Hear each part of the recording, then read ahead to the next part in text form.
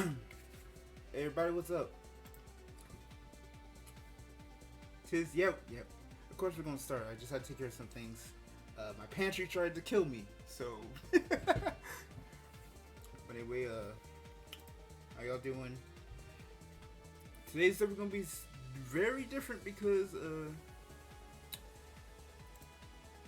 I'll just let Franz talk about it. Okay, we in. Alright. Voice level's good? Good. Alright. Let's see. Okay, so where's the extra track? Pause that. Alright, so for the two people here who probably don't know who this is, let them know. Hi. My name is Franz Borden. I caused quite a stir in Vanguardians last week. I made a post voicing my displeasure with the recent sets, specifically the last 3 sets of design for Bushiroad, and generally the metagame that it caused. It caused me to get muted in Vanguardians. It caused a lot of stir, and it caused some people like V-Time here, Philippe and Alex. I've been talking with them recently to make a video reacting to my post and giving their thoughts. So I thought it'd be fun to react to their reaction. Okay. So let's see. Yep, we got up right here. So I skipped ahead straight to like the start of the actual discussion. So let me know in case like there's anything you want like to pause on. Yeah, absolutely.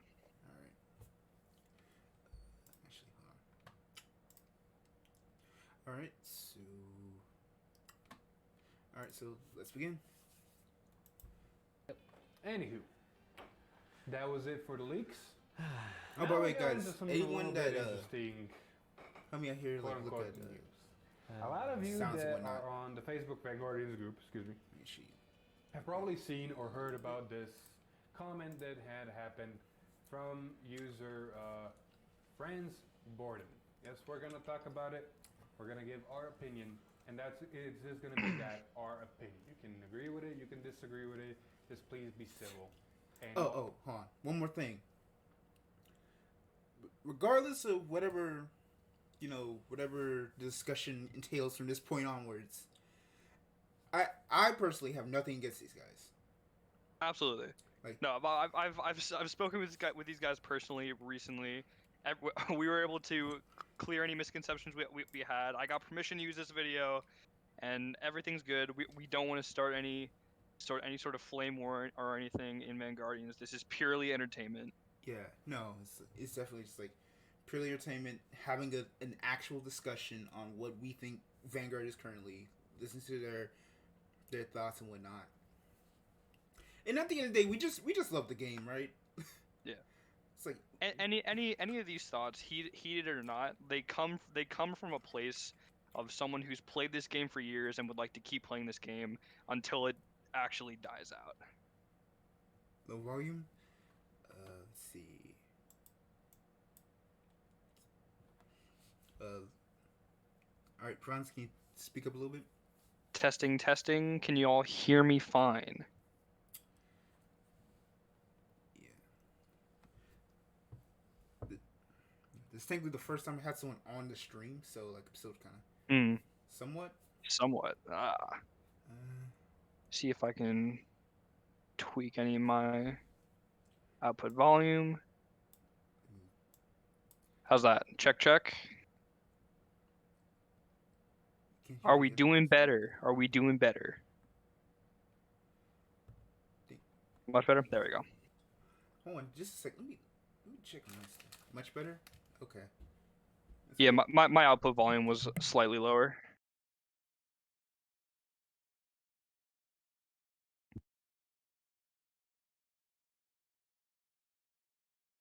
Sorry about that. I had to take your son real quick. Nice. Let's see. Let me close this out right here because that was. Oh, can I actually like properties? Can I like find a way to like medic clear? Oh, trying to look for something, but oh well. Okay, so yeah. At the end of the day, we all love Vanguard. We want it to be as good as the game as possible. And regardless, anything from this point onward comes from a place of positivity and honesty, and all the other junk. Yeah. Okay, so let's get back into this. Also, if you find this comment in Facebook, do also please be civil. Like, there is no need to be hostile or toxic or anything like that. Yes, as Philip said. Happy. Anywho. As Philip said, civil. My God. Anywho. What he commented on the Facebook group was, "This is a pill some people need to swallow. Unless the community stops supporting product when Bushy goes on power creeps, Power creep, try it. they will keep going in the same cycle of print buster shit that wasn't intended, not admit the mistake, power creep the format until it turns into 3 kill fest, large scale ban list that hits multiple decks and repeat. It's a shitty cycle that creates an unhealthy competitive environment and frankly an unfun game. With that being said, Luard PvD restriction, Skull Dragon or to 1 Bone Hard once per turn, number of Terror to 2, and Detonics, Drowning over the end, Drowning over the X restriction." All right, can we pause it real quick right here? All right. Now, before we get into their actual reaction on what I said, I want to clarify some things. The cycle that I called it is not the exact same cycle for every time that they mess up a format, in my opinion. That's how it's been over the last 2 ban list cycles that they've had. I'm including this because I'm assuming that there's going to be a large scale ban list probably in November, December before Overdress. The last one was in the Excel format right during and right after Worlds when they hit Shiryuki, Dorian, Cho-Oh. Basically, that's it. That's what I'm calling a large-scale ban list, when they're hitting multiple decks in a format and slowing it down. Okay, and one of the things to kind of point out is this is talking about standard for right now? Yes. Or are you talking about in general? I'm talking about standard in general. Premium is an entirely different beast. Premium has its own issues that we'll eventually get to later. Mm-hmm. That and I don't believe that Bushy themselves want to have multiple ban lists per few formats. Like they will ban anything that creates infinite combos. They will ban anything that is super outrageous that the community cries out about, Zarzan specifically, and that's really it. That's we see that with Castile being still around. We see that with how long Katrina and Ezel stayed around. They're not as strict on the premium format as they are standard, and that's fine. That's perfectly fine. I think anyone who plays premium decently has understood this. Yes, we understand. We aren't going to give much support. But it depends on what they support with. Yeah, specifically for my my post and this reaction, I want to be focusing on the standard portion of it. Okay, so keep in mind this is entirely just based on standard for now, and maybe down the line we'll talk about the premium implications of this as well. Mm-hmm. Okay, so anything else you want to add? No. Okay. Okay, one thing you did say, did you say that this was originally kind of a joke-ish post too?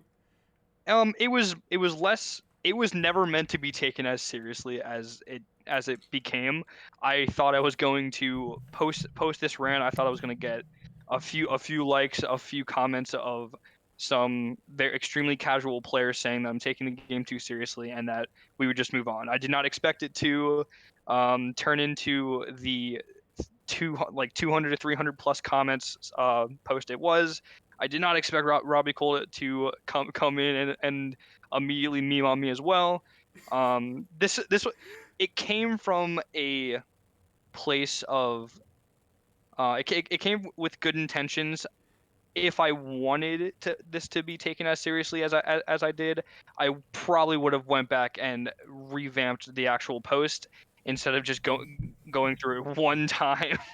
Like I remember when like and just posting the it. day that you were about to post it was like everyone was just making memes.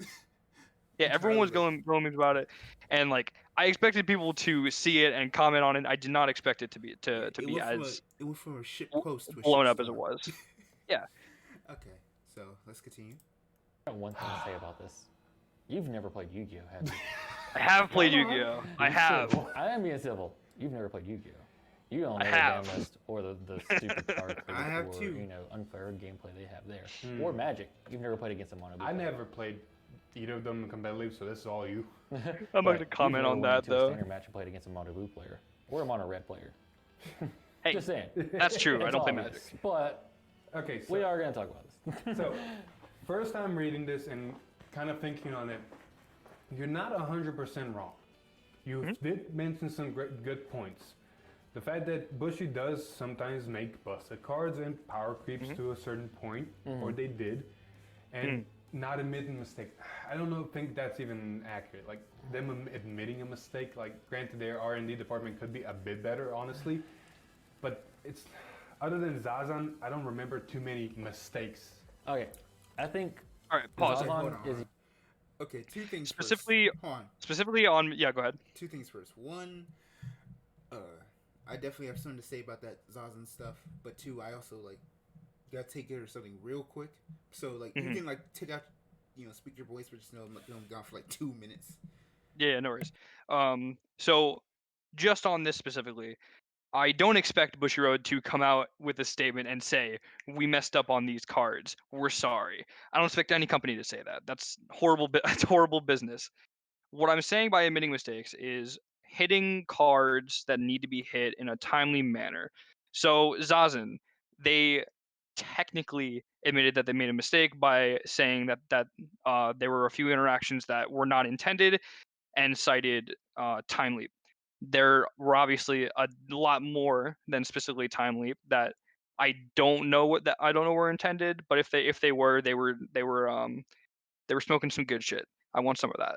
That'd be very nice. Specifically in standard, like I said, I wanted to do. I want to say there were 3, including Superior Red Luard, 3 maybe 4 decks that I would call mistakes from a design perspective. And that would be Melody when it first came out. That would be Pre-Errata Riviere, and that would be obviously Superior Red Luard. And some would argue Set 1 OTT. Set 1 OTT was just extremely it was printed about a year ahead of its time. It was still being played very like in a pure version well into year 2 of standard Vanguard. Whether that was intended or not, I'm not sure. They might have just not known how powerful the 10k triggers would be, how powerful the drawing cards would be, how powerful protect would be against some of the decks that were being printed out first. That's fine. That's an oversight that I, as a player, was okay with after it had happened because it's a new format. That's fine. Let them happen. Melody itself was the first deck that the entire most of the community really hated. It was just overtuned. It was too fast. It was too big. It was too strong. It was one of those decks that you look at compared to your tier 2 decks, right? And you just didn't know how to beat it. Sometimes it just rolled you. So, and I don't think Melody was intended to be as strong as it was. So I'll notch right now OTT up to intended design, unintended consequences. Melody, I think, was unintended design and unintended consequences. And the next one I'd say was Pre-Errata Riviere. That was not a fun time. I tested a lot of that format. It was honestly one of my least favorite times of testing in Vanguard because it was just boring. It was the same thing. It was the same thing every single game. There was barely any variation, and they hit that. So that's the first time that I would say in standard that Bushy really took some sort of feedback from the community and said, this is a mistake. We're going to fix this as soon as possible in standard. Because obviously there's going to be some people that go back to G era and cite dust as one of those things, which is fine. But pre-errata Riviera was the first time in standard Vanguard where I would believe Bushi admitted their mistake by hitting it as soon as possible, which is great. Now we come up onto Luard, Superior Ride Luard. I personally believe that Superior Ride Luard was 100% intended by the developers, and it made it through R&D while they knew that Superior Riding Luard was a thing, and they obviously have more information than we do. They have the sets months, years in advance before we do. So obviously, Lambros, Melody. I'm sorry, not Melody. BT in December, New Vanquisher, Great Nature, Victor. All of those could just make Luard irrelevant and power creep it immediately. But that goes into what I've been saying. Why I believe it was intended. There are three main reasons why I believe that Superior Ride Luard was intended, and they're as follows. Drag Driver was printed with 2 different grade 3 conditions. They could have easily made Drag Driver's crit gain the exact same as the call skill, where it's saying you need 2 Luards in Soul, because they both share the same name. Why would you play any other grade 3s? Am I right? The second reason is because they made the Superior Ride so generic to Shadow Paladins. You could argue that they made it generic to Shadow Paladins, so every deck could use it, including supporting like PBD control, Gust Blaster control, Mordred, or Claret, which is fine. The third reason was because during the last stream of the reveal season, Knack, the someone who I believe is linked to R&D. I'm not too sure about that, but they were playing Luard in the stream, and they had added the PBD engine to that Luard deck, which means that they knew about it, and they were cool with putting it in Luard. So I think it was 100% intended. Whether it's unintended consequences, I would say we're probably gonna have to wait for another set or so to figure that out, because they could just release Lambros in a few weeks and everything could be irrelevant again. Okay. But that's really the main heart of my post, is because they're printing stuff like this. It seems like it's intended. Okay. Why would it be intended if they're not meaning to ban it, or other things later on, or just as strong or better than that? And I Okay. don't like that. Okay. I'm sorry I had to leave there for a bit. It's all right. I'm back now, and I did hear like some of your like the back half of your discussion. Mm-hmm. I am sexually attracted to Franz. Bet. I mean, he's a pretty boy. All right. That's enough for my spiel on intended versus unintended design. Okay. Well, my thoughts are, I think there's also like a fourth thing of intended design for Luard. It's kind of a tangent, but it's more so like, Mm-hmm. it's not just. It's just that Luard was so strong. Mm-hmm. It's that the other clans in the set are just that weaker. Yeah, it's like the disparity between Luard and the second best deck in this set, which I believe is Spikes. Spikes are a very solid deck that I'd put on par with like Hari, probably around DI, and maybe around Nairos as well. It's a very decent deck. However, when you're comparing it to Drag Driver and Heart, you're like, why would I ever play this in any sort of competitive environment when I also have access to this? And the only reason is I don't have the money. That's the only reason why you would play Drag Driver over Spikes if you weren't worried about preference. Yeah. Also, like that pricing's like, it's amazing to me. Just how much Shadow Paladin costs.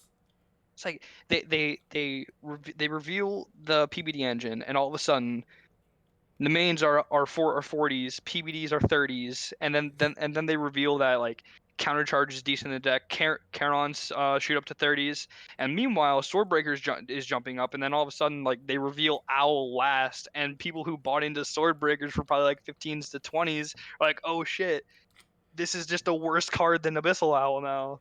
Yeah, I mean, thankfully, I did the, personally, I invested in Shadows.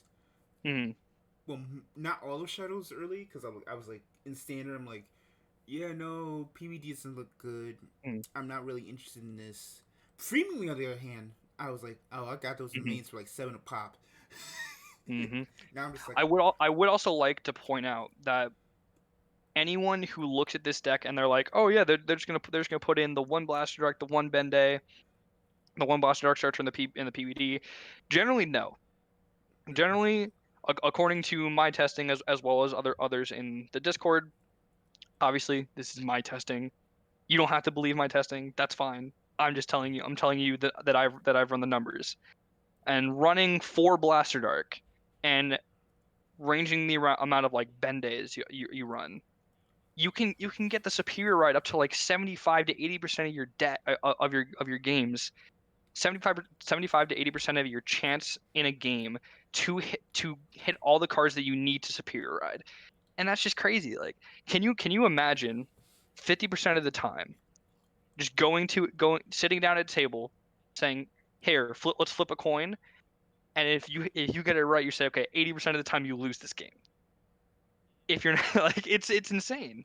Yeah, it is wild. Like I remember, I think who was it? Ness. Ness was talking about like how literally he would enter like CFA to go and like test because the update came up, and they were conceding, hit die roll, and depending on the outcome, and even then not enough. Like if the Luar player went first, the other person just straight up disconnected. And like I don't blame him. Like what? And like we're talking about why CFA. Yeah. Like people on CFA are sometimes some of the more casual players because it's like it's cheap, it's free. We could talk about the issues with Carver area until the cows come home. Yup. But it's still a resource that we do have, and casual players usually like to play it out or do something. The fact that they dip should be a sign that not even they want to deal with it. And I did see this in the comments. One thing I didn't cover in my initial post but I did talk about with VTime, and we've been talking with this internally, is the sets and the set pace. I do think, looking back on my post and thinking about it again, I think it feels like the power creep is so fast. And a part of that is because of the pause that we took because of this pandemic. We took a 3 to 4 month pause in the middle, like in between. What was the Vanquisher set and the Tri 3 set, and that pushed everything back. Which means now we're getting like 1 set to 2 sets a month, and it creates a vacuum that's like. In October we're getting Butterfly and the other set at the same time, so it feels it feels super fast, and it is super fast. It's just crazy. It's this weird thing of it's gonna be fast, and it's like, well, a lot of people can't catch up. Like that's like people are gonna spend like $200 like ironically it's like you're gonna spend like $200 for your deck in Butterfly to Moonlight, give or take, because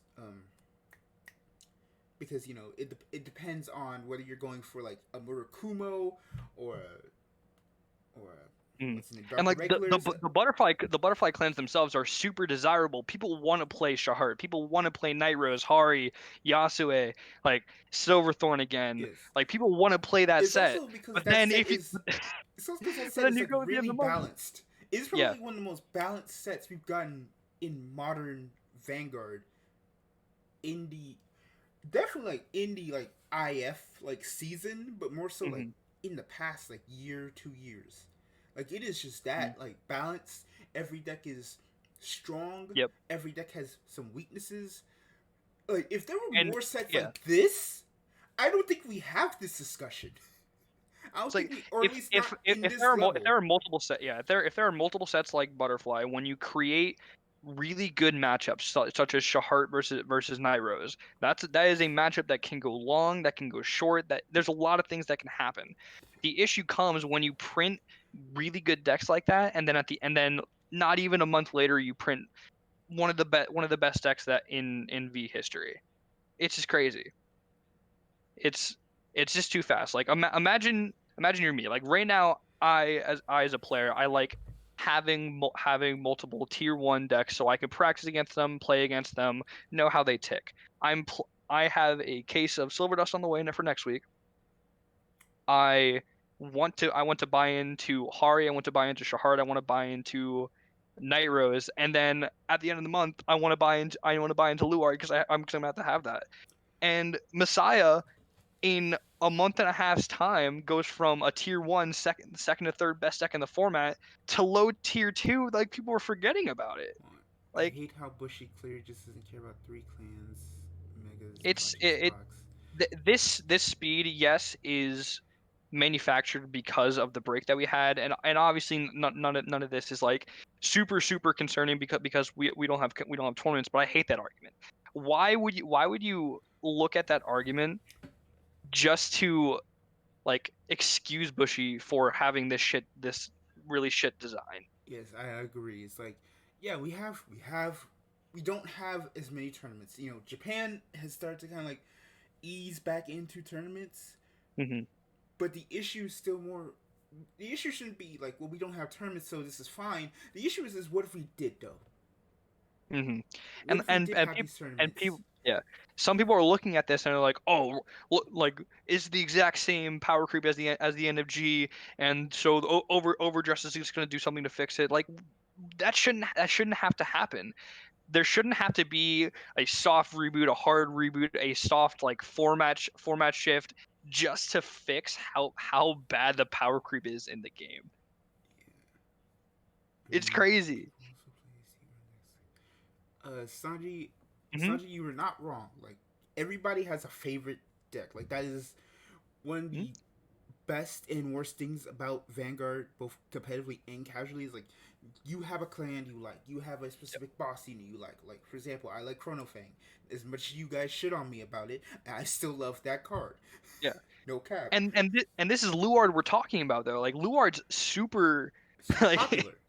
it's super popular. So even like people who are casual players of this game and have Shadow Paladins, they're gonna get it just so they can play it at locals. And everyone at that locals, if obviously if you're in Japan or in the States, if some states are opening locals, that's fine. But everyone at that locals is going to hate you. They're not gonna want to play you. Yeah. Like, who in their right mind, even as a casual player, like the only way you have fun playing against the Lord is if you have fun playing solitaire. Like, if you have fun just piloting your own deck, no matter if you win or lose, cool, fine, that's okay with me. But like, I don't want to go to a locals where I'm playing like a tier 2 or low tier 1 deck and then just come up against Luard and have nothing to do.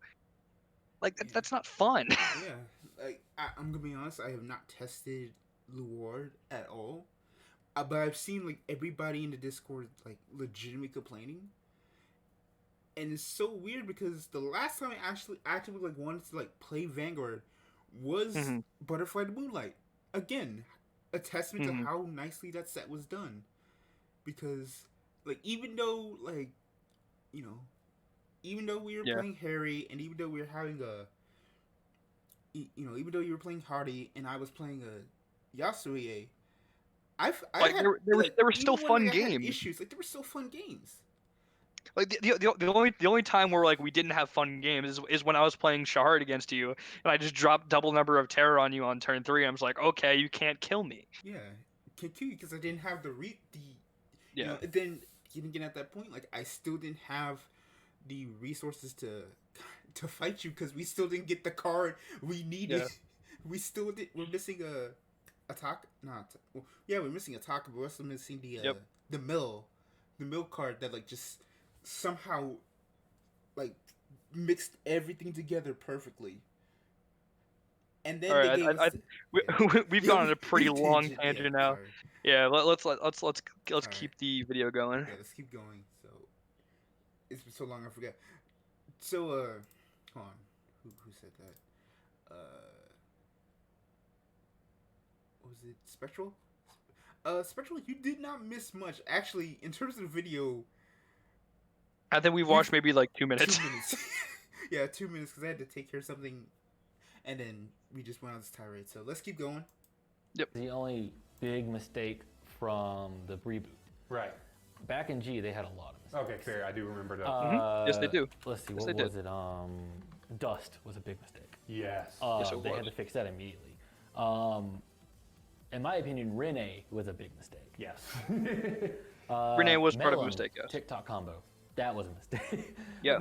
There was a lot of mistakes back then. And I Night agree Runner that was back a then they were mistake. not the brightest and they power Also- cracked things out. Turn 3 Diablo was a mistake. Sure, some decks can do it.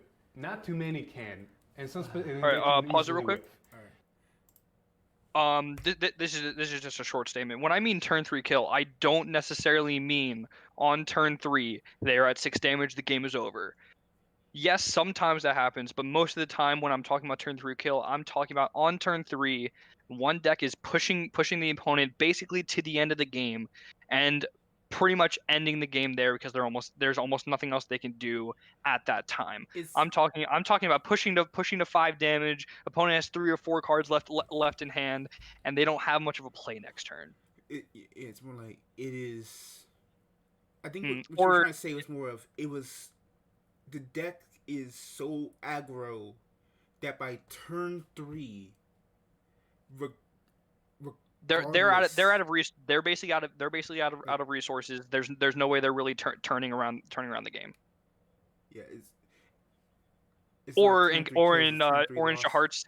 Orange to Heart's case, I just drew 8 cards on your ass, and there's a wall in front of you that you can't get over. I think there's more like turn 3. By turn 3, the game is decided. Yeah. Especially like for whoever goes first, because going first is really powerful, especially in standard because low water blitz orders. Yeah, blitz order. Blitz order. Okay. We can continue now. Okay. The last part though, large scale ban list. I don't remember the last time we had a large scale ban list, and I'm comparing stuff like Yu-Gi-Oh. The closest thing to a large-scale ban list we had was probably that one time when they hit almost everything in premium.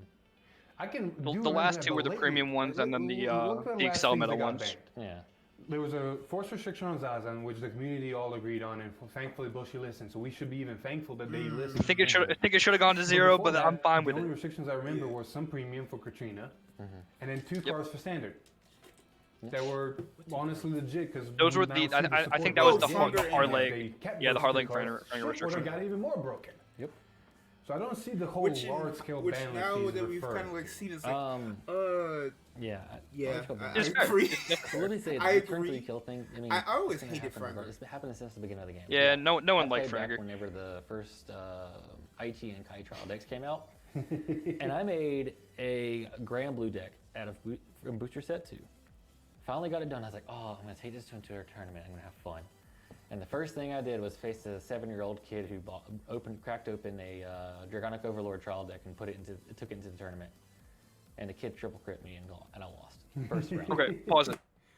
Your first. This is No, yes. I'm kidding. I'm joking. This is not what I'm saying. This is not what I mean when I say turn 3 kill. What I'm talking about is these decks are doing it consistently. Most games. I'm not talking about double crit. I'm not talking about double heal. I'm talking about consistently just pushing you over and stopping you to the ground without crits, without sacking, without anything like that. Luard going first does it 75% of the time.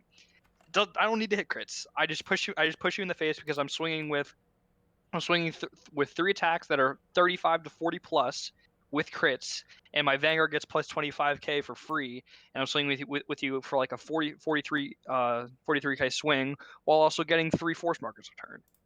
Like, I understand where they got this misconception, but trigger stacking is not what I mean when I'm talking about turn 3 kill. You can continue. You can say something and then continue. Yeah, I'm just looking at some, but it's fine. Did I miss here? I'm trying to Okay. Okay, double check your sound real quick. I kind of did some audio thing. Am I a little high? No, on my end you're fine, but I'm just I'll trying turn down. to make sure. Turn down a little bit. All right, there we go.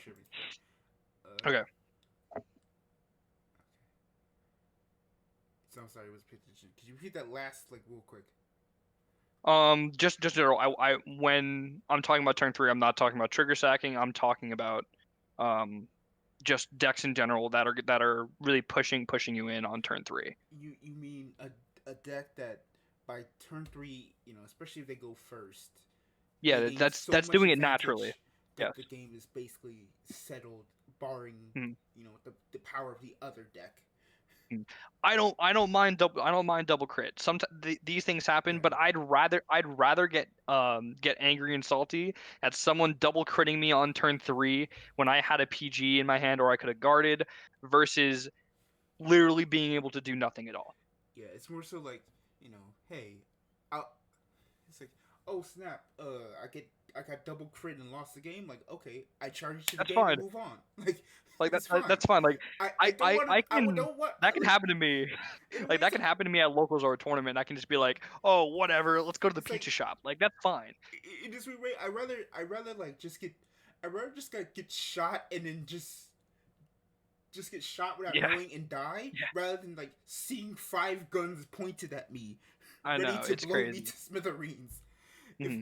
At least it's I was fine. And it's oh shoot. Yeah, and that's part of the appeal of Vanguard. Love it or hate it, that's part of why we are still here, because there are those hype moments like that. I'm fine with that.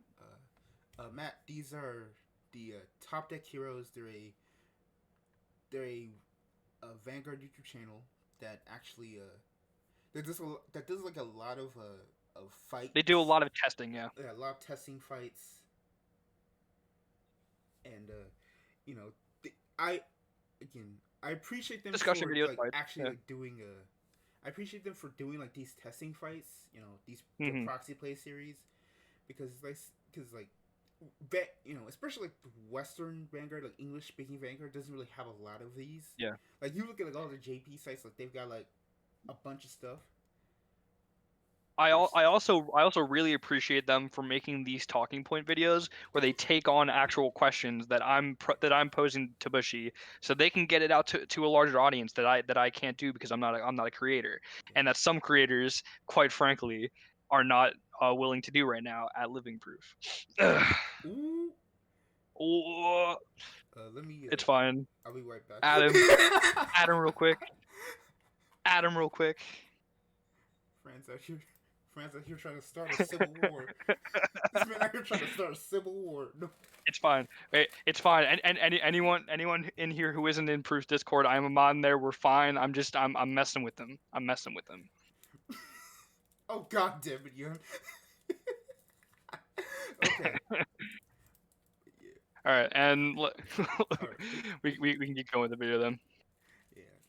Okay. It happens. It's a luck-based game. It can happen. Exactly. Hey, grade 1 swing, critical trigger. That's 2 damage. Grade 2 swing, critical trigger. You're already at 4 damage. By grade 3, it doesn't take much. I mean, the best thing you can do is honestly learn your opponent's decks. Learn what decks in the game do and everything, and it honestly helps you a lot in the long run. Oh, hell yeah. So that's what we do a lot. It's helped us a long way through tournaments is, learning. Not bad advice. What a deck does, learn how to play against that deck, so when you face it, you know exactly what you're doing, what they're going to do, and how to combat it. Not just, oh, well, the guy flipped the card over, I'm going to die. I honestly don't, I halfway don't understand the timing of this comment. The points are made, and some of them are true for back in the day, but right now, yes, there's a interesting power creep, but it's nothing too broken. It's honestly been balanced as much as it's ever been. Yeah. Granted, you can pause it. I sense John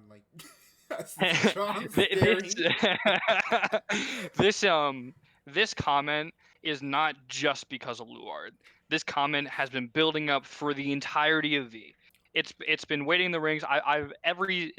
Every time they create a really good deck. At this point, I'm like, all right, I'll wait until after this meta. I'll wait until after this meta. I'll wait until after this meta to really embrace the reboot. But it never really happened because it just kept going on to the next thing that I didn't like.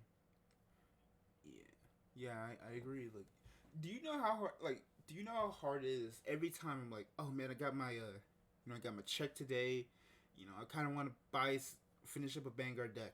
I still have, I still have not completed Astral Poets because I Oh, still need. by the way, I'm gonna address a meta. I'm gonna address a comment into. I hated Vanquisher meta because I don't like Vanquisher. I think it's boring. Says the man who played it nonstop. Yes, I did because I love Narukami, but the deck I didn't love the playstyle of the deck itself. It felt clunky. The early game is really bad, and if you don't see Jaggy Shot, it's just really boring. Okay.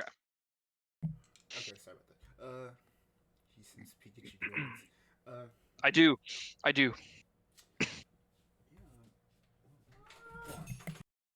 All right. So we should unless you have more to comment on the timing of the comment. Okay, say that again. If you have more to comment on the timing of the comment, that's fine. Yeah, the timing of the comment, I think it's fine because I think the issue is more of everything up to like you could like kind of make some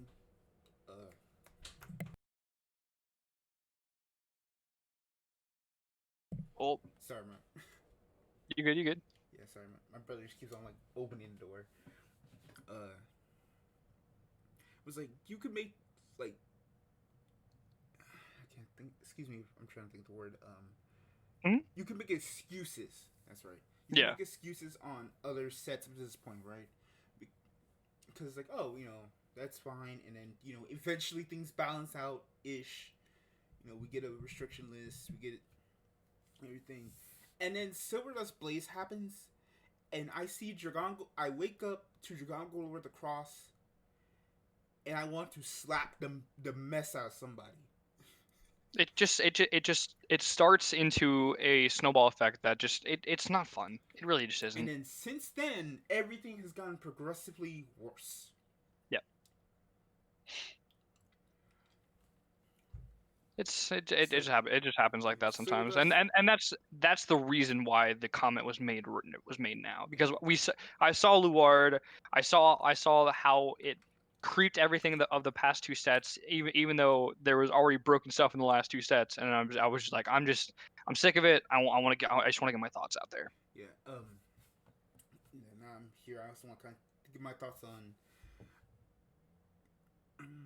the reboot as a whole. To me, at first I thought it was fine, and then as it kept going, obviously it got more controversial, for lack of a better term. It was up and down. There were a few good metas. There were some really bad metas, and there were some really boring / meh metas. Like nothing from the reboot itself was like. No, nothing was I don't think it was egregious. Like Melody, Riviera, and this now were all just bad, like really bad. But I don't think it was as like unfun as what's it called? Grade 1 Rush. Grade 1 Rush. Oh god. Yeah, no. Nothing Night was Runner. that terrible. Like nothing has been as unfun as that. Like I see that. I know that. And until we got to this point. Yeah, like this at this point I'm just might not be that bad. At this point it's just so much. It's like so much in such a short amount of time. It's tiring. And the short timing is not necessarily Bushiroad's fault because of this pandemic. It's just bad timing. Plus, the support was probably already made when this happened. Like they probably already started balancing overdress by the time the pandemic had hit. It's just it was bad timing.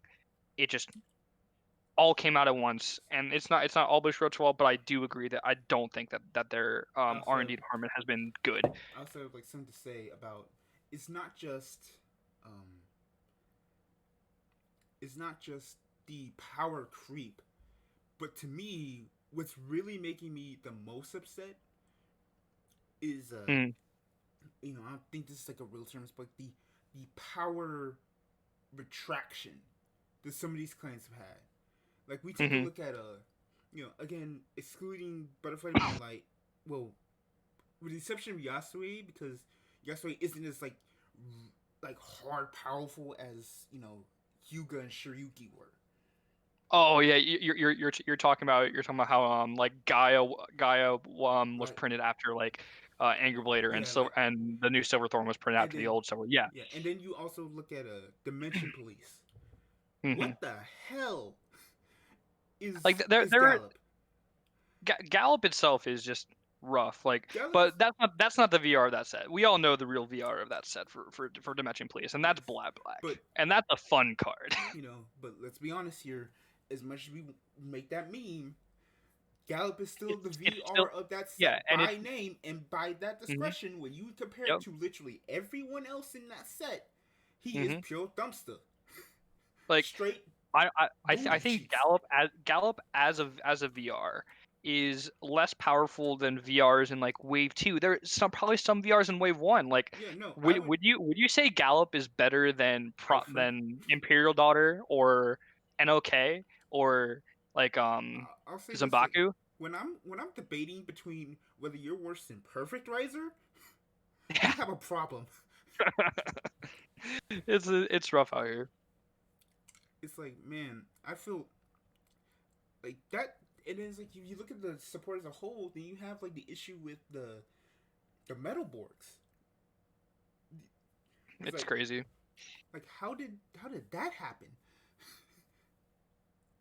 And like I'm all for printing lower level decks, Yeah, and they've been doing it really well in like the past three sets where they printed like the sub clan sets, yeah. like Ancient Dragons, Well, I mean, I wouldn't uh, say Untitled Chapter are well.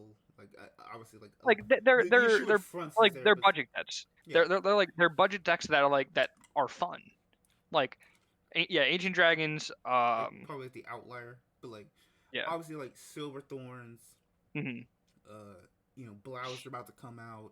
Yeah, Blouse are really fun too. The only like the only deck that I think like ain't going to be like as budget is going to be Maelstrom.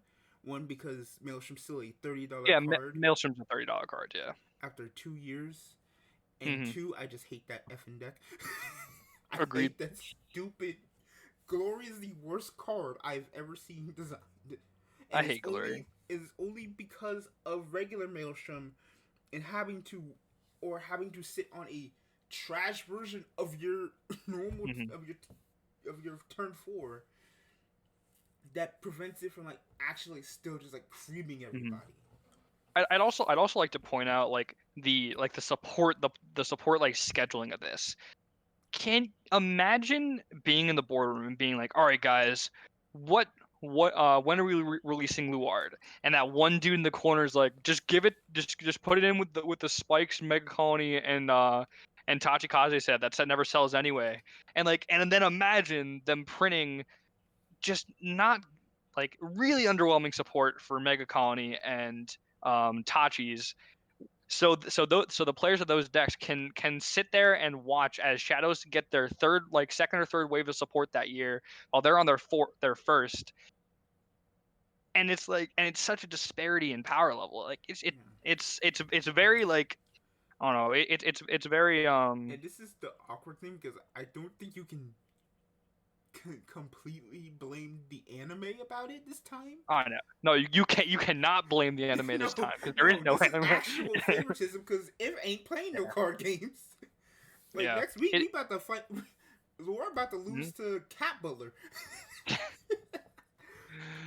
All right, but we're going on a tangent again. We still Yeah. have like 10-15 minutes of this video, so Alright, let's keep going. Any official Springfest championships, any actual regionals. So only statistics we got to go off of are shop tournaments. Thankfully, our Discord supplies us with a lot of tops from different shop challenges across. I don't know where they're getting them from, but I'm assuming across the world.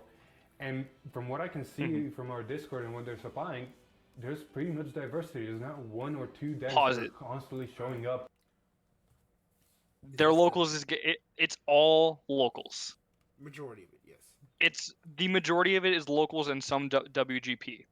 Like we also get the same results, and I don't fault these guys for looking at these results and being like, ooh, look at the diversity here.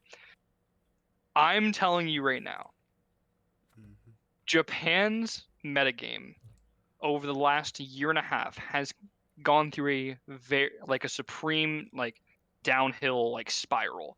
The best players apparently are quitting because of toxicity issues in their locals and in their community. As well as the state of the game too. Yeah, times. and the state of the game at times. The general list coming out of Japan in these locals right now, it's habitual that we look at these lists and we're like, what is going on here? And the best example obviously is looking at some of these Night Rose lists and not seeing Navigator, and it's just why. There's no reason.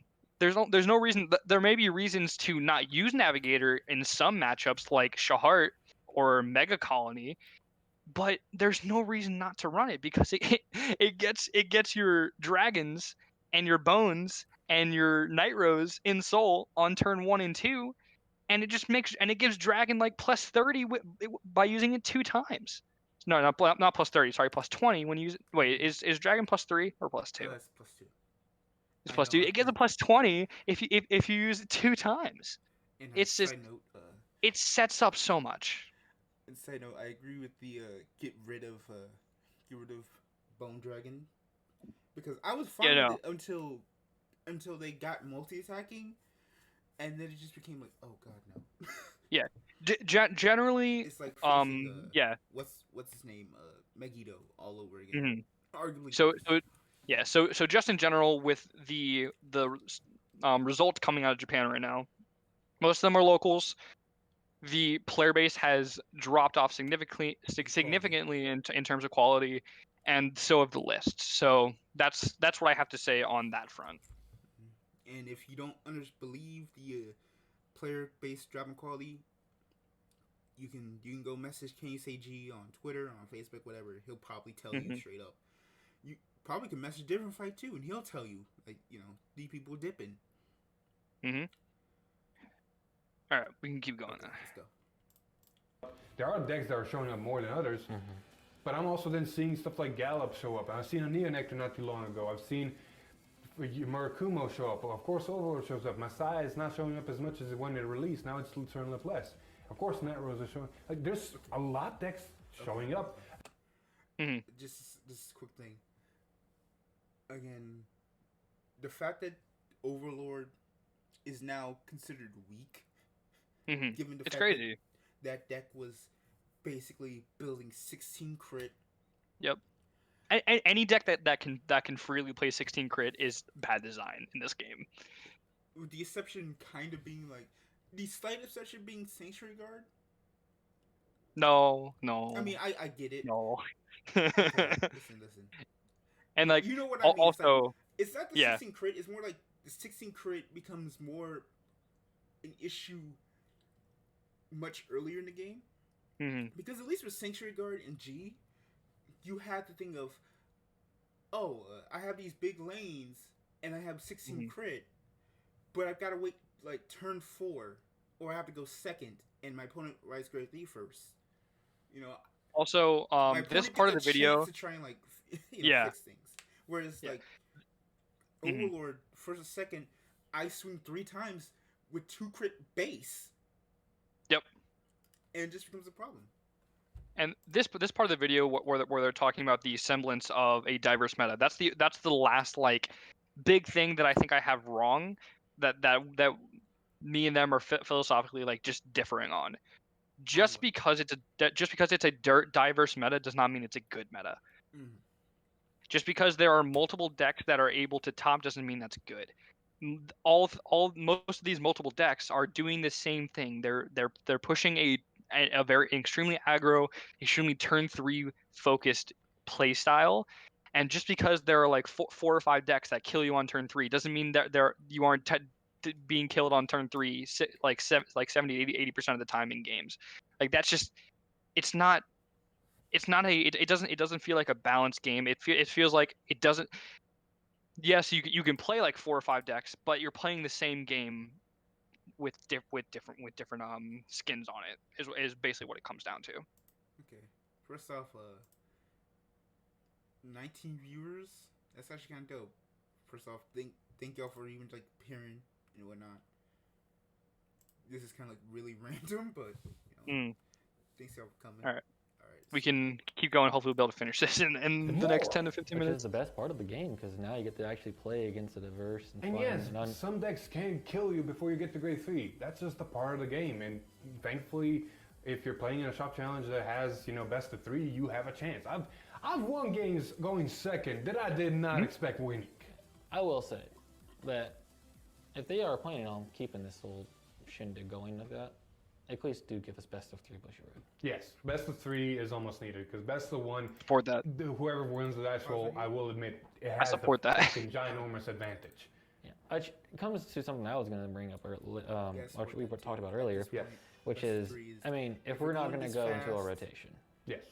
and we're going to keep this with the power, the going first and everything like that, at least give us better. I know the issue of venues and whatnot is still kind of a thing. Mm-hmm. But like it should be best of 3. Like even if we might have to get up earlier. I mean, actually, it's like might get up earlier. If we have to get up, if we have to get up earlier, if we have to do different like weekends for tournaments, if we have to pay entry, we have to like even it's like, hey, y'all come in, we do the tournament, but y'all gotta clean up when we done. Like, we gotta like, clean up everything. Like we'll do I'll it. pitch in. I will carry some chairs. I don't care. We'll do it if it means we have to get best of 3 and take make sure we're not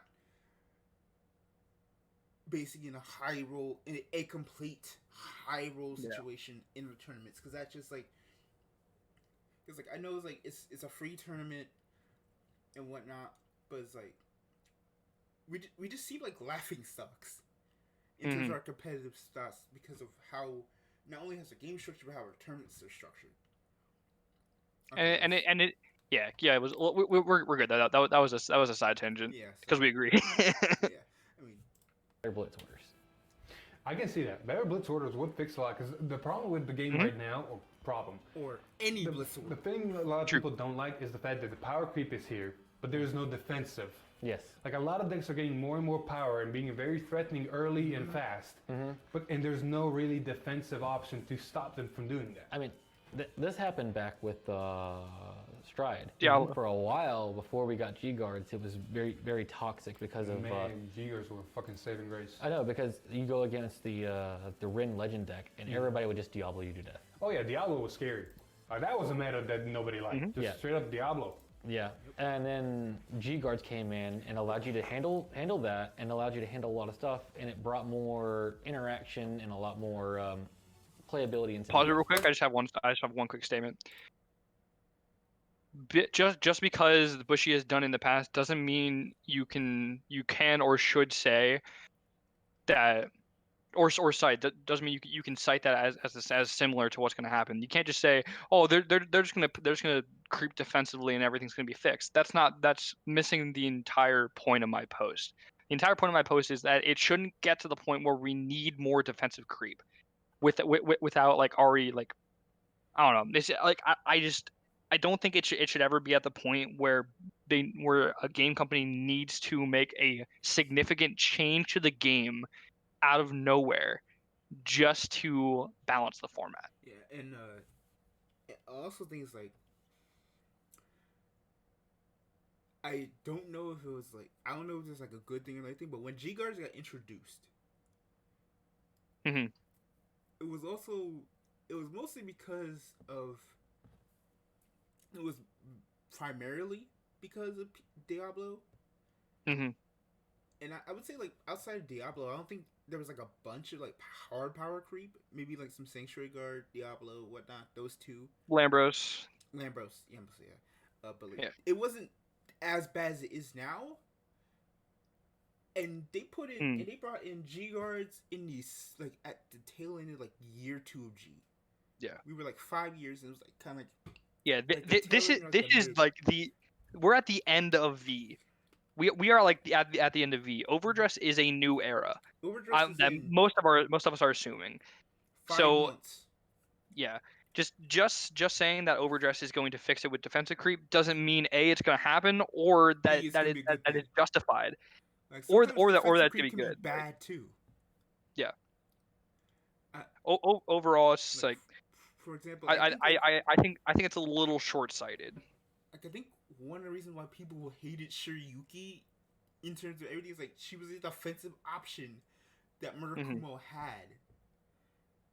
She was And, like, defensive and offensive, and it was defensive just it was and offensive. very yeah it was very overtuned for when she was actually printed. That being the beginning of the end of year 1.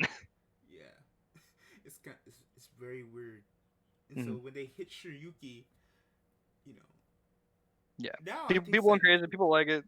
I think if they had printed Shiryuki with Yasui, it might have been a little better. I'm not sure yeah, though. I think Shiryuki Yasue with like now where you have like the X, Messiah, Luard all running around, I think having Shiryuki to 4 might be the call. I think if Shiryuki's at 4, I think they would have to change it to hard once per turn. Yeah, they would have to harder route it. I think the issue is, and this also kind of goes to another issue of reprints. Or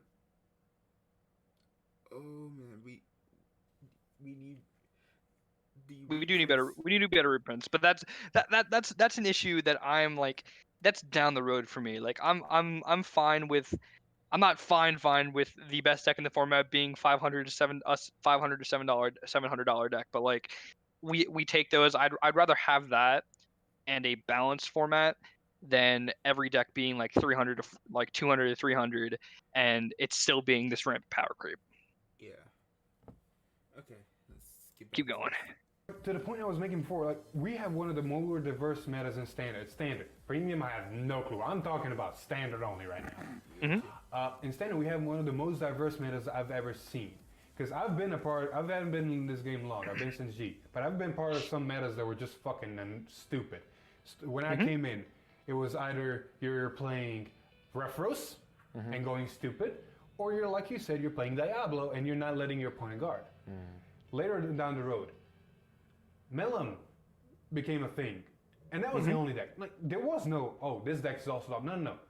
There was no Rose too, but yeah. Everything you saw, if you didn't play that, you probably weren't winning.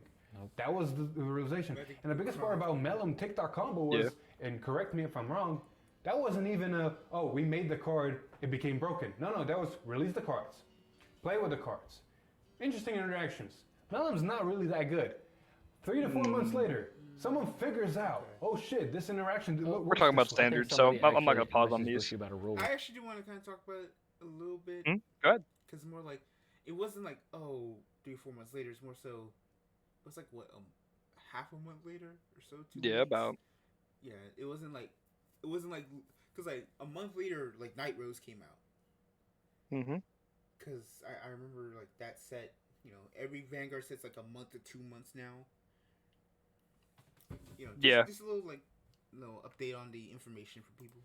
And they ruled, the actual way TikTok and interaction works, and then they opened a whole new gateway of ways the cards interact. Yeah, that was. I will agree on them. It's like, technically, you wouldn't have like you wouldn't like on like first on look, day one. On day one, on first look, be like, TikTok is cool, Bellum's cool, but you never put them together and be like, oh wait, I can do that.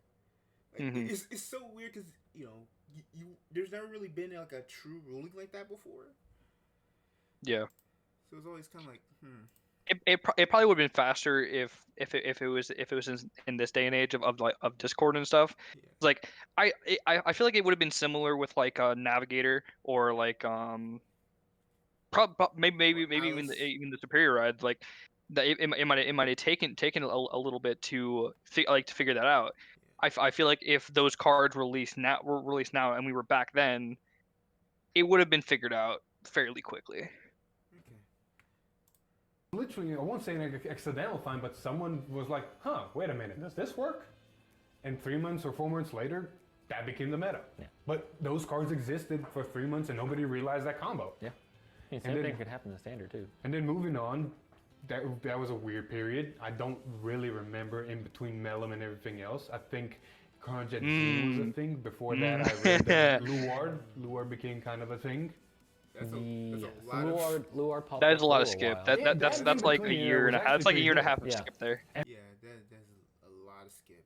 So if I recall, after like Night Rose and ZTB, between that it was Night Runner, then Night Runner got hit, then it was then Luard came out, then it was Battle Sisters for a month. It wasn't even. Oh no, sorry. Before that, it was Blade Wings and ZTB, like set 11, and then Battle Sisters came out in set 12, and then Chaos came out after that, and then it was, and that's when like the end of G power creep started with Chaos into Overlord into basically so strong. Yeah. Like you done hit the hard power creep when Mega Colony is in your tier 1 protections. Yep. It was crazy. Like, yeah, I agree that G wasn't like wasn't like much better. I agree that Bushy had similar flaws back then too. Flaws, but I think But having G guards and having a defensive thing. Yeah. Sorry. But like having G guards and having something defensive. Yeah. Helps like, that, and I think they tried to do that. That helps my argument though. Yeah, like G having the same issues back then helps my argument of Bushy has always been like this. They're gonna keep being like this until people start calling them out for their shit. But like the unfortunate thing is like unlike then we don't have that defensive thing. Yeah, and that too. G guards and everybody had at least like 2 G guards, right? There's some G guards we still don't even have in America today. Bearlock. Yeah, I'm like, bro, I enjoy having that, but all right. Yeah. All right. Keep going through the G and premium stuff. We know, Matt. We know. And then Renee hit. And then Renee. Yeah, we're just gonna leave it there. Just Renee and Geese. Not even leave it there. No, wait. I got that.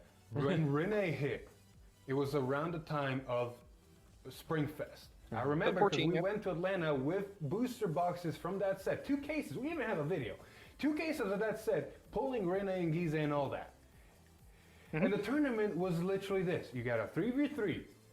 If one of the teams had Renee, they had almost a guaranteed win in their pocket. If it was a Renee mirror match, it was just who high rolled or who went stride first, who had a better hand. Yeah. Other than that, ZTB killed that deck, by the way. The Renee player had a free win, so the other 2 just needed 1 more.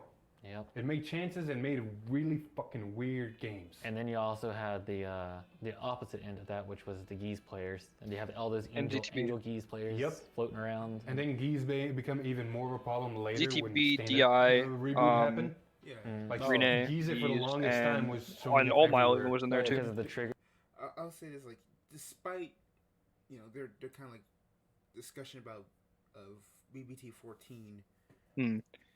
VBT 14 is similar to where we are now, but one specific deck was not as powerful as Luard is in the format. There are multiple decks. Renee, ZTB, which have actually completely destroyed Renee. Like it was a non-game. ZTB just stepped on them. It wasn't fair. Like it had 2 different outs to Renee. It had the metal party dragon, which couldn't attack if you didn't have anything bound, so that you forced Renee to have to open that grade 2 that binds a card from the top. Or they just had their G guard, which said, "Oh, I'll G guard the first attack, and I'll spin the second attack to the bottom of my deck." Like ZTB absolutely stepped on Renee. Renee is not, and I'm not out here saying that Renee was a dope card. No, fuck that card. I hate it. Yeah. It's horrible. It was horrible design. It was unfun. I hated it so much. Like for some but reason, ZTB was worse. Can't get the act right. Yeah. When they're strong, they can't get the act right. ZTB was worst. Geese was never an issue. Well, it was never. DI was a good deck. Alt Maya was also a good deck in that format. Yeah. And then obviously Anj happened after that, and no one wants to remember Anj because that was not a real card, and I don't remember it. I don't feel like it. Yeah, it's it's just a shame how they. It's Mm-hmm. it's just a shame how they just made Orange like so much of a power. Yeah. I would find Orange was like We they could got we could so go much. we could go on for hours about how busted Anj was as a grade 3, but we only have like 10 more minutes of this video, so let's try to finish it the off. triggers the new triggers, everything. No Yep. problem. And then after that, in standard was pretty okay on the start. And Not that- too much craziness here and there, like only a couple of decks because it just got rebooted. Until we hit Melody. Yeah. I was part of that because I went to Germany on a tournament. Again, video. We have a video of that vlog. And that was another bad meta because it was Very bad meta. Overlord the Great, Melody, and a third deck at Springfest. That was the only thing getting played. If you weren't playing that, you weren't getting a chance to top. Top 8 in Germany, if I remember correctly. All of them were playing the Great, Melody, and a random deck. And that random deck Wouldn't be across those surprised. 8 teams was not the same. Yep. I remember that playing was a shop that was my tournament, team list. and literally, that year. Yeah. I think the results were 85 to 86% me- of the Ooh, entire tournament. My Springfest, either pause the it. Great- My Springfest. My Springfest in before the Great set, because I was one of the Springfest that was just Melody format, was with Proof and Cliff. And we played with Neonectar, Melody, and Spike Brothers. Wave 1 Spike Brothers. Yeah. Guess what happened? Oh yeah, y'all got clapped. There's a video on Proof's channel about how we went X5, and you can go watch that and have a good time. Hold on, let me see if I can like pull up real quick. Let's see. Just type in Living Proof Road to X5.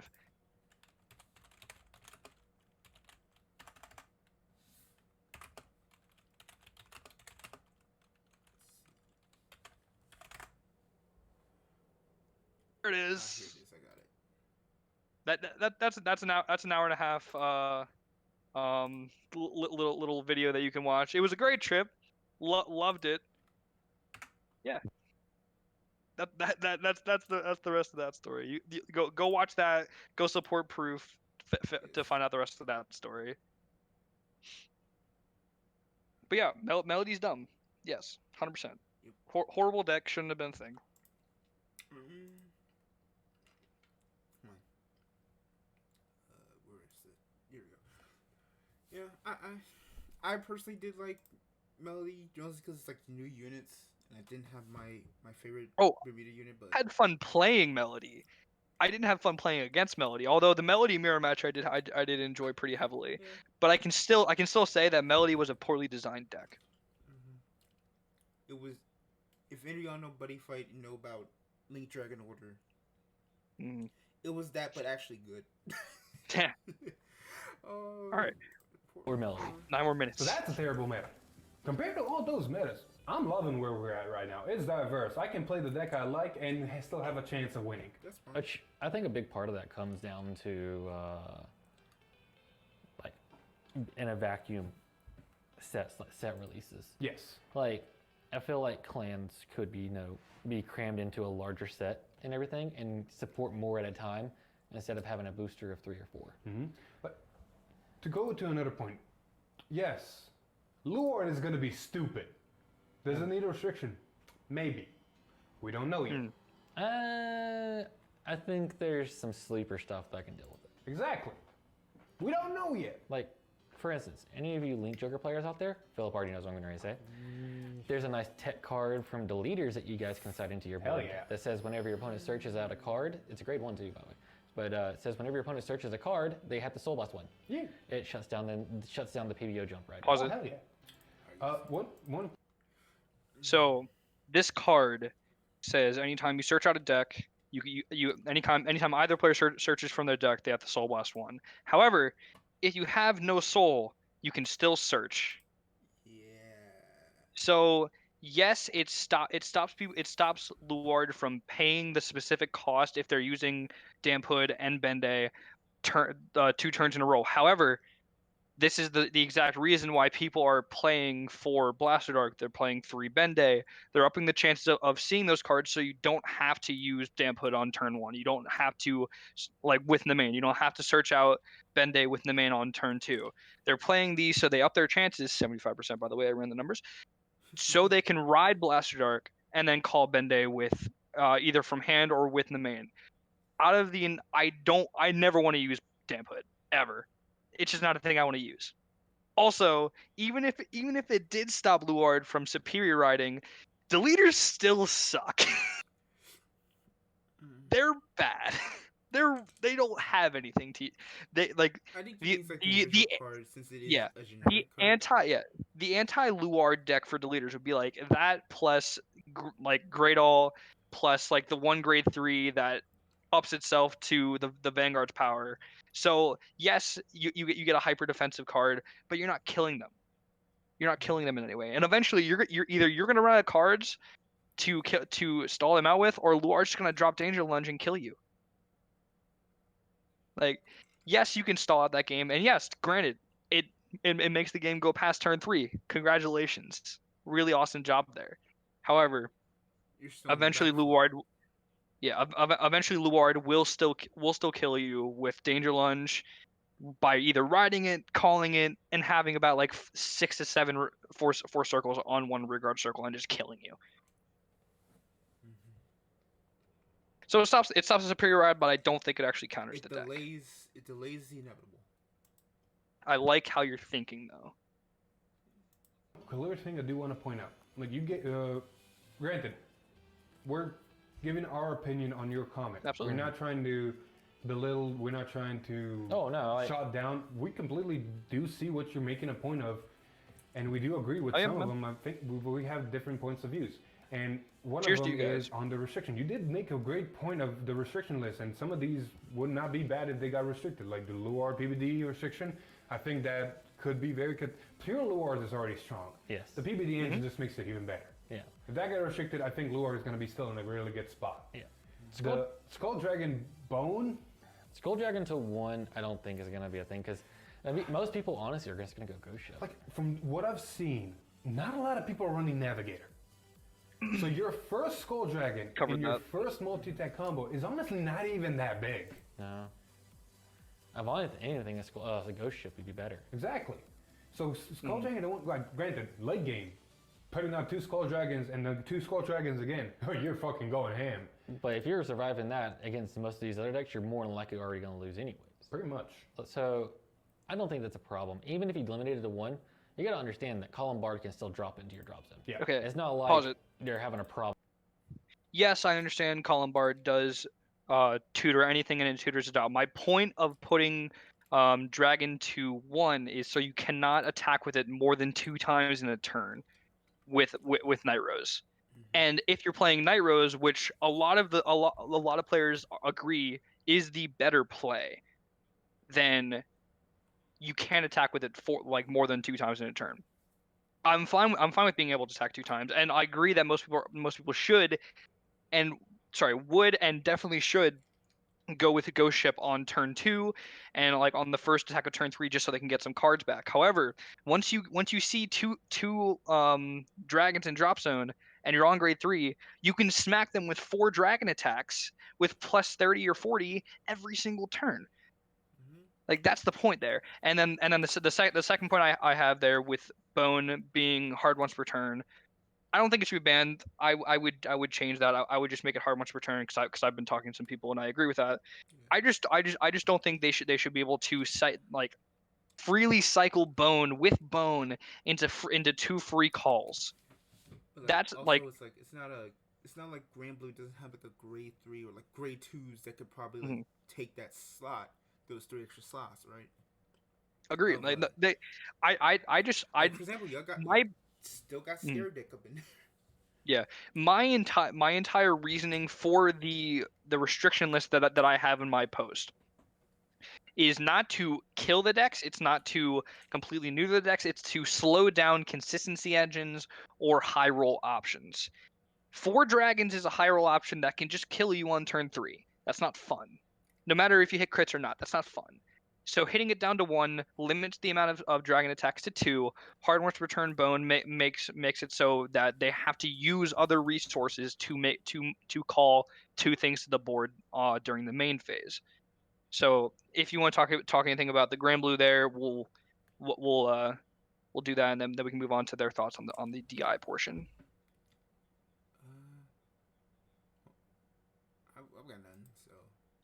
DI. problem seeing it. So you sitting at the one's not going to be a problem, but I don't think that's a problem in the first place. Neither is Bone because they have to find a way to put it in drop. I Number of wonder if Terror we play 2, Navigator. I see why at the same time, like, Char has been topping, but it's also getting beat. Yeah. It's not really being too overpowered to where that needs to get restricted. Not to mention, you gotta see him. Yeah. You have grade 3 searchers, don't get me wrong. You still gotta see him. Yep. And then the the X in the end. This one's also is going to be a short one. Generally the number of Terror to 2 is similar to Dragon to 1. This way you cannot draw 8 cards in one turn over multiple turns. Even if you see both, that's a high priority kill target. Your opponent's most likely going to target at least one, if not both of them. Yes, I remember in matches where it's like, oh, okay, I got one. Oh, you call 2 more. Okay. Yeah, it's like it's similar to the dragon. The only reason that number of terror is to 2 and dragons to 1 is because the dragon can be tutored out. Number of terror can only be searched out. It can't be directly tutored to hand, which is fine.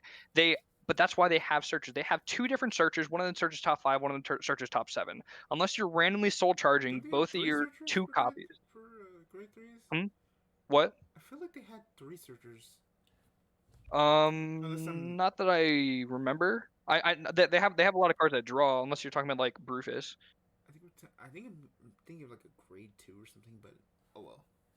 There are probably some other cards that like add something from soul to hand, but generally the grade 3 searches that are played are Alluring Succubus and Succubus of Pure Heart. The top 5 and then the top 7, and one of them uses CB. Generally, you should be seeing 1 to 2 copies of Number Terror per game. My thought behind this is if you see more than 2 copies in your hand a game, it starts to get toxic because you're drawing 4, 6, 8 cards every single turn, and you're creating hands that just no deck can really get over if you do that going first. And getting the 13 soul. Yeah, no normal deck. And getting the 13 soul on first turn, especially against decks that are aggroing you to hell, is fine. It's not hard. It really is not hard.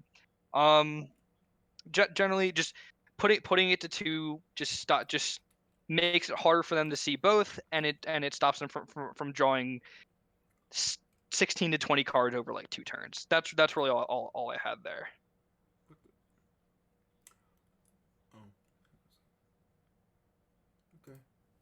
Sorry, move on to what they about to say here. And they should be going to card now. The create a card. Yeah, the create a card. All right, let me back up real quick. You still gotta see him. Yep.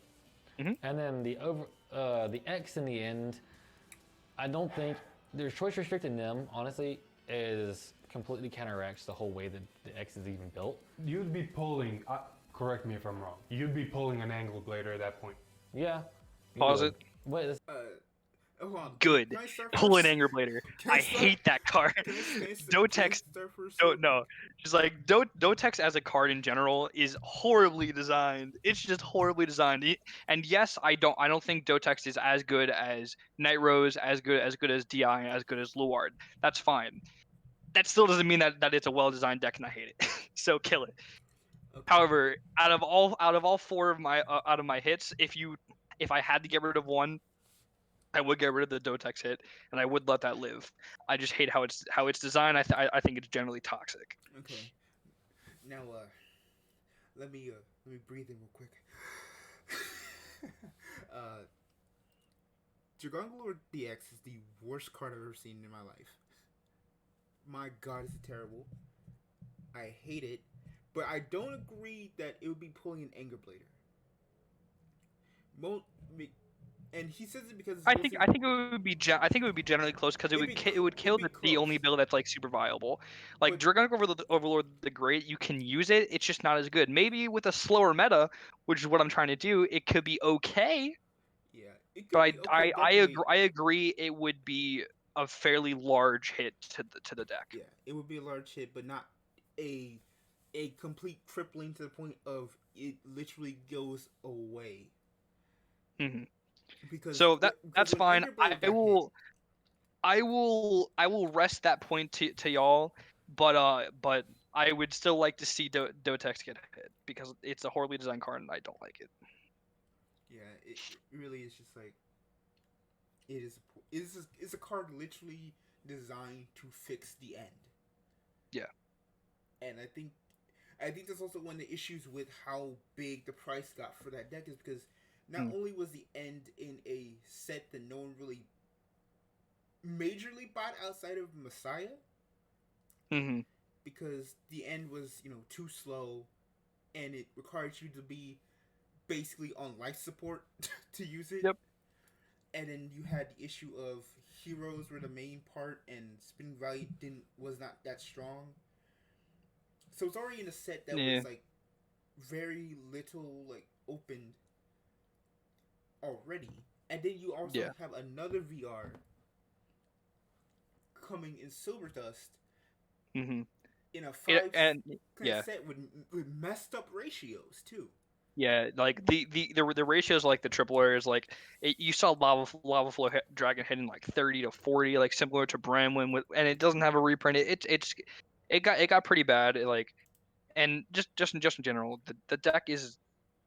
I dare anybody to explain to me why they believe that Dotex is fun outside of I get to cheese wins. Like it's not a fun deck. It's a boring deck. It's the same line of play every single game.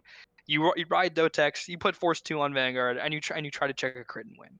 It's boring. It's unlinear. It's very linear, and it's not fun for anyone. Like no one's having fun playing against that. Just like no one's having fun going second against Luard. No, You're lying to yourself. You're lying to yourself if you're saying you're having a good time, unless you just enjoy playing solitaire. Ben every time he even thinks about the cross, like it actively just doesn't make me want to play the game.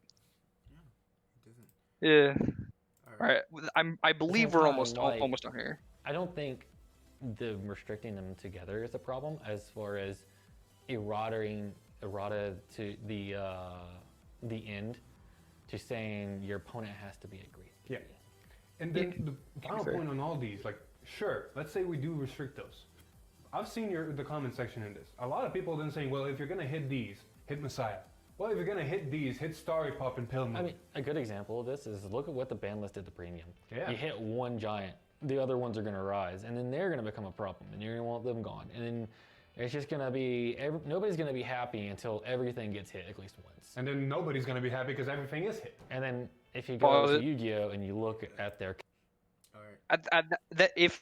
If that's the stance that everybody in this community took, then there would never be a ban list, and everything would run rampant, and it would just be hectic. It would be hectic.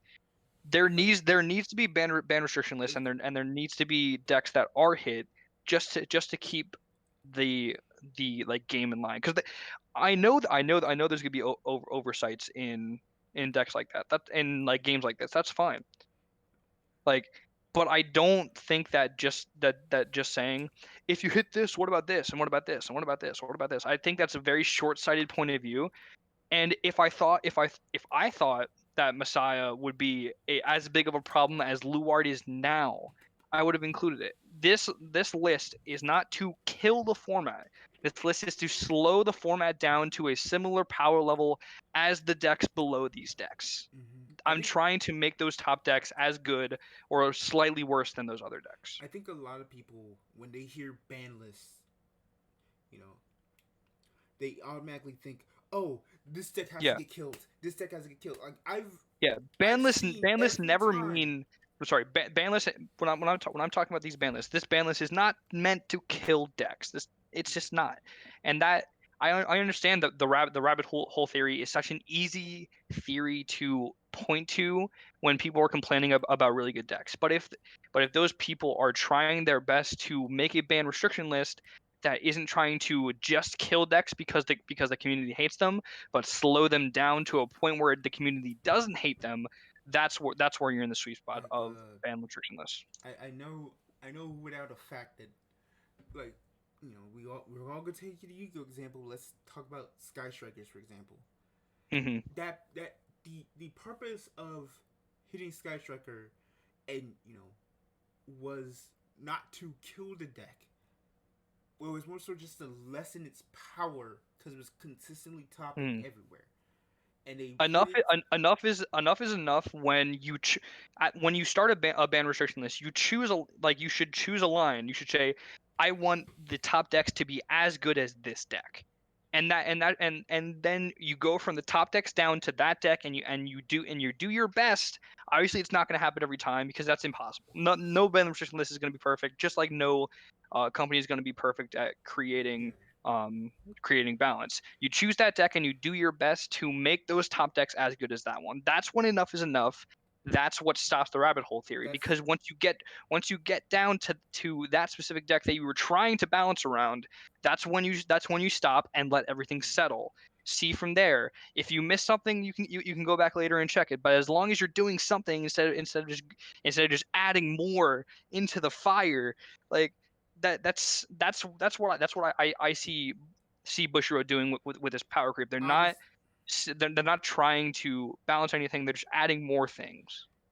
Obviously, and then eventually there is the thing with, at some point, a deck could be actually balanced for a format, but because of probably the amount of hits it took to get to that point, the other decks in the game, it does sometimes like the player base basically weakens those decks and takes them out the meta because they think they're not as strong. They don't want to test it. They want to do all the things. They want to do so much.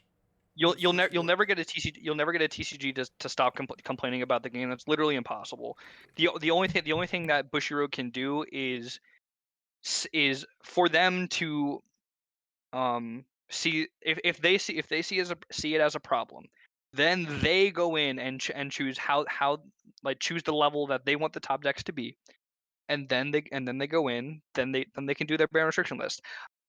This is all of our opinions here. So what I may think is imbalanced might not be what Bushiroad thinks is imbalanced, even if I disagree with it. That's fine, because they have the perfect knowledge. They might see that Luard is perfectly balanced in the next two sets. But to me, if Luard's perfectly balanced, that means they either completely revamp the game with a defensive mechanic, or they power creep Luard, which I don't think is healthy. This is what the entirety of the post is about. Okay, we're almost done here. 5 more minutes. Ban list. We'll end up there slowly. That's what happens whenever a company starts banning everything left and right. Right now, there is a power creep. That's apparent. But it's not a bad one. Granted, we could use more defense. Yeah. But ever since Messiah and Overlord hit, yes, they've been really overpowered. Yeah. But every other deck, Bushiroad has changed what they're doing. Before, a card would come out. Yeah. Next set, it's either really bad or the cards that come out top it. Yes. Next set, top it. That was the problem. Yes. They were completely topping every set they were doing. That's where the power creep problem came out. Ever since the Messiah Overlord set, they topped ever so slightly, but maintained and maintained and maintained. Yeah, everything's been on the same power level since. It's just there was just an initial hill, and then once we got there, it's like, oh. Yeah, and then look at it this way. Once that hill hit, people looked at Gear Chronicle, Altmailer, and Neonectar and what we left behind, and then they made those promos, and I'm guaranteeing you those promos pause it back here. Oh yeah, just look at those promos that English is gonna get because they're WGP promos. That's a completely different issue, but still, I disagree when they said that from Silver Dust on these next two sets they've topped them slightly. I disagree. I think DI and Night Rose are significantly better decks than Messiah and Dotex, and I think Luard is a significantly better deck than any deck before it. So that's fine.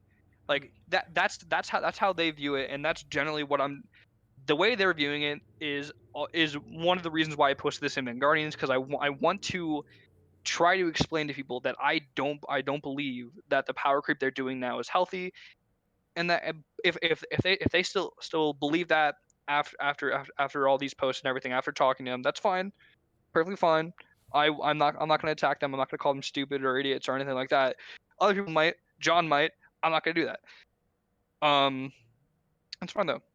I disagree when they say that the power creep is slower right now than it has been. I think it's as fast, and it definitely feels faster because of how fast the sets are releasing. Yeah. And again, All right, we're almost there. We're almost done. Get water with this. Jet. Like, look at Jet promo. Look at Alt Mile. You know Chronofang. Like, Chronofang just benefits from that promo. Yeah. And then Alt Mile, yeah, immediately active. Yeah. Like, Dex, even Maelstrom now. It's not stupid broken, And but it's fucking scary. Yeah, I was on the receiving end. It's fucking scary. It can fight with the best of them. Oh yeah, it's definitely Overlord level.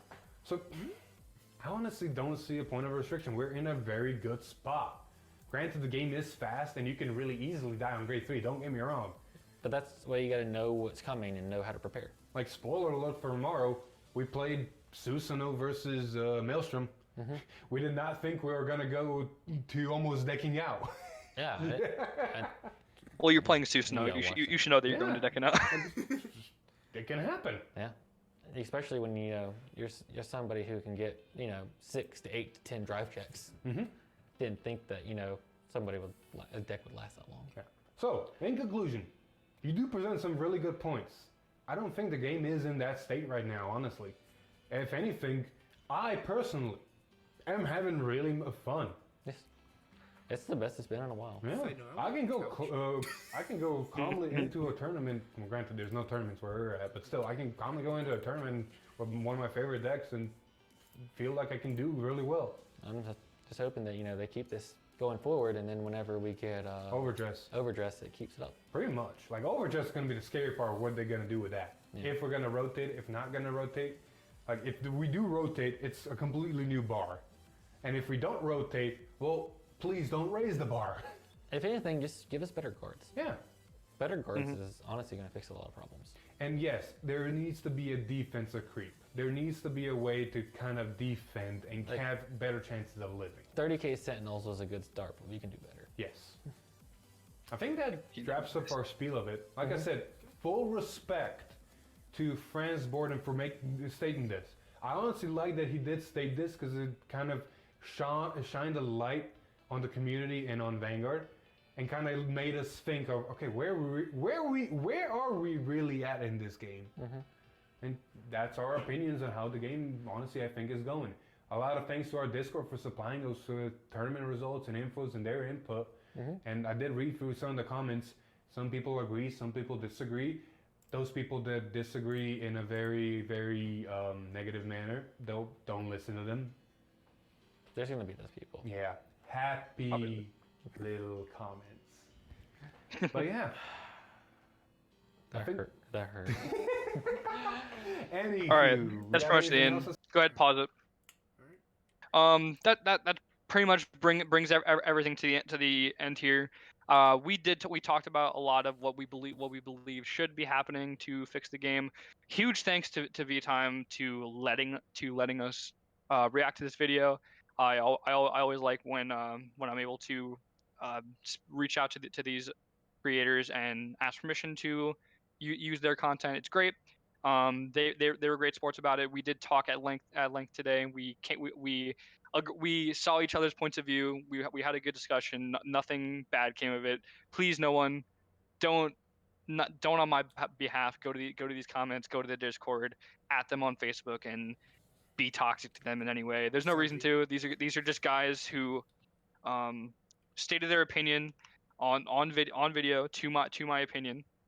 However wrong I believe them to be, however misguided I believe some of their things would be, however I believe they took them, at least they had the balls to put their opinions out there at living proof. Thank you very much. Thank you, Zex, for basically just inviting me on here and to explain my opinions. And one more time out to V time. Anytime you guys want to talk to me about anything like this, I love talking to people like you guys, giving some good opinions. I'd love to play you guys on CFA sometime or a remote fight slot type thing. Let me know. PM me. Perfectly fine. I'd love to show you how stupid Luard going first is. Okay. Well, All right. Do we have any other questions before I get out of here and go Yeah. eat dinner? No. Anyone in chat? Anyone? I mean, I think we have like a small delay, so let's wait like 20 more seconds. Trying to look at everything else. I'm going to eat stuffed peppers. Matt. Damn. Your girl cooked that heat? I helped. I helped. You helped. Okay.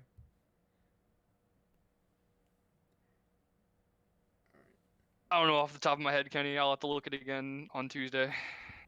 No, you cannot call me Franz, Andrew. Box water.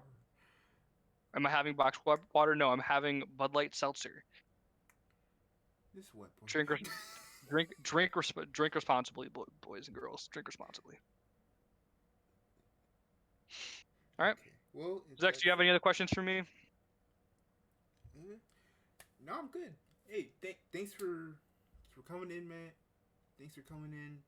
You know, thanks for everybody who came to the stream. Whatever. I'm gonna stop the stream. I got some things to do, and I might.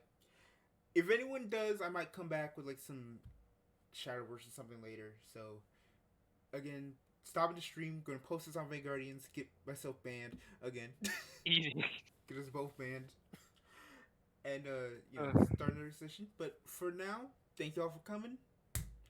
See y'all in like an hour or something. I don't know. Good night. Good night.